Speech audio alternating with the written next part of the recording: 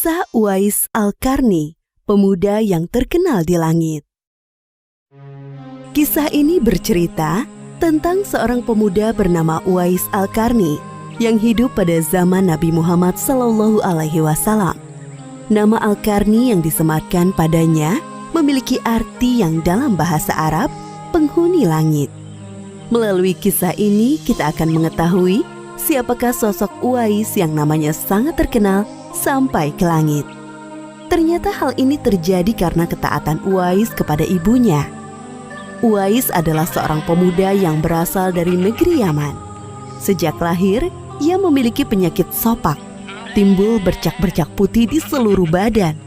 Uwais adalah pemuda yang soleh dan giat bekerja. Sehari-hari ia mengembala domba milik para tetangga untuk memenuhi kebutuhan hidup.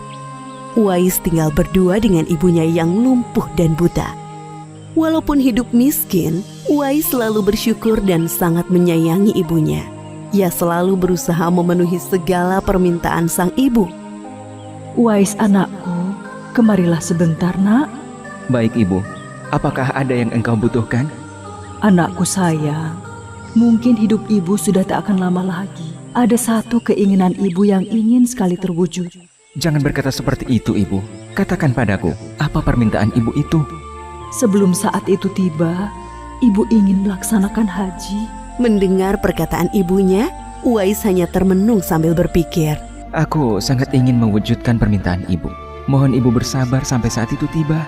Aku akan mencari cara agar kita bisa pergi ke Mekah untuk melaksanakan ibadah haji. Oh, terima kasih nak. Ibu Uwais sangat bahagia dan memeluk Uwais sampai menangis.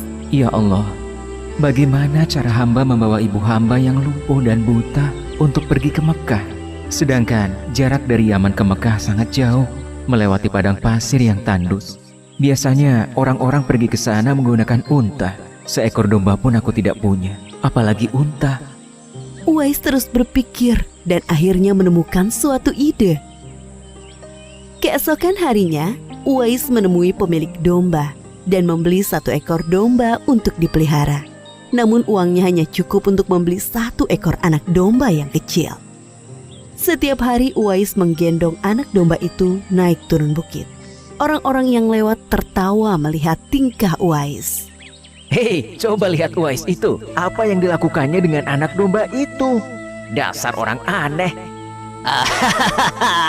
Uwais gila, Uwais sudah gila. Uwais tidak mendengarkan cemoohan dari orang-orang. Saat ini yang ada di pikirannya adalah ibunya. 8 tahun berlalu dan tibalah pada musim haji. Anak domba Uwais semakin bertambah besar. Beratnya mencapai 100 kg. Begitu pula dengan Uwais. Badannya semakin kekar dan bertenaga. Berkat latihan setiap hari, beban berat yang dipikulnya tidak terasa lagi.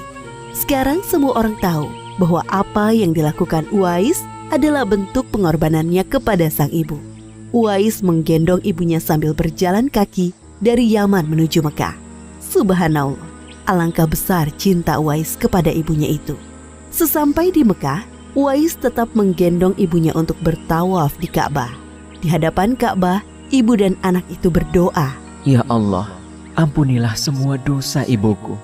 Bagaimana dengan dosamu anakku? Dengan terampuninya dosa ibu, maka ibu akan masuk surga. Cukuplah ridho ibu yang mengantarkanku ke surga. Allah Subhanahu wa Ta'ala mendengar percakapan ibu dan anak laki-lakinya. Seketika itu penyakit sopak yang dideritanya sembuh. Hanya tertinggal 1 bulatan putih di telapak tangannya. Terima kasih ya Allah. Sekembalinya dari Mekah, Uwais meminta izin kepada ibunya untuk pergi ke Madinah. Uwais ingin sekali bertemu dengan Nabi Muhammad SAW. Dengan berat hati, ibunya mengizinkan Uwais berangkat. Setelah urusanmu selesai, cepat pulang ya nak. Sesampainya di Madinah, Uwais segera mencari rumah Nabi Muhammad SAW. Setelah menemukan, ia mengetuk pintu dan mengucapkan salam. Keluarlah istri Nabi, Aisyah radhiyallahu anha, seraya membalas salamnya. Apakah saya bisa bertemu dengan Rasulullah SAW? Maaf sekali, Nabi sedang tidak berada di rumah. Beliau sedang berperang dan tidak tahu pasti kapan kembali. Mungkin sebulan atau beberapa bulan lagi. Uwais dihadapkan pada dua pilihan, menunggu kedatangan Nabi atau segera pulang ke Yaman. Bayangan sang ibu yang tua muncul di benaknya. Baiklah kalau begitu, saya pamit. Ada seorang ibu yang tidak bisa saya tinggal lama-lama di rumah. Sampaikan salam saya kepada Rasulullah SAW jika beliau sudah kembali dari perang. Terima kasih. Uwais kembali ke Yaman dengan perasaan haru dan sedih. Di satu sisi Uwais sangat ingin bertemu dengan Nabi Muhammad SAW. Namun di sisi lain, ia sangat mengkhawatirkan kondisi ibunya. Akhirnya ia memilih untuk segera pulang ke Yaman. Peperangan telah usai dan Nabi Muhammad SAW pulang ke Madinah. Aisyah radhiyallahu anha menceritakan perihal pemuda yang mencari beliau.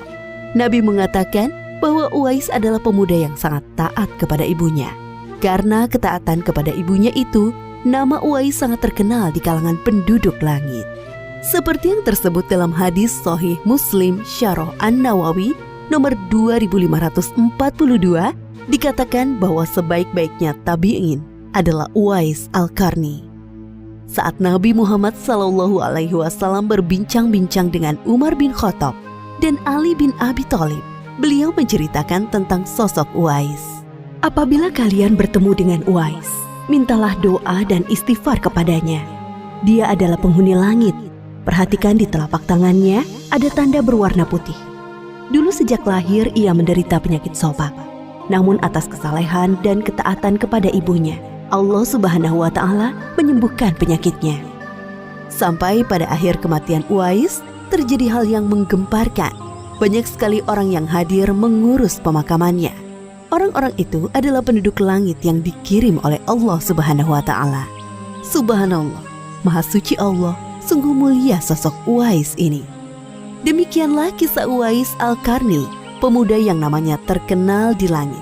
Karena ketaatan pada ibunya, Allah Subhanahu wa Ta'ala meninggikan derajatnya. Dalam kisah ini dapat kita ambil pelajaran berharga bahwa kita harus berbakti kepada orang tua. Semoga kisah Uwais Al-Qarni ini menjadi pengingat agar kita selalu mendoakan kedua orang tua di setiap waktu dan menambah ketaatan kepada mereka.